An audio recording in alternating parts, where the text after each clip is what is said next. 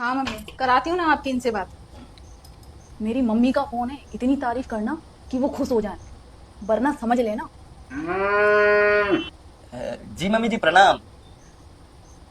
मैं तो आराम से लेटा था। अबे साले। जी। काम काम तो आपकी बेटी इतनी फुर्ती में करती है ना कि उसके सामने तो रोबोट भी फेल है। जी जी। अरे मम्मी जी बर्तन तो इतने साफ धोती है कि मैं शीशे की जगह प्लेट में मुंह देखता हूँ रोज। जी जी। अरे मम्मी जी कैसी बात कर दी, संस्कार तो आप ही ने दिए है ना।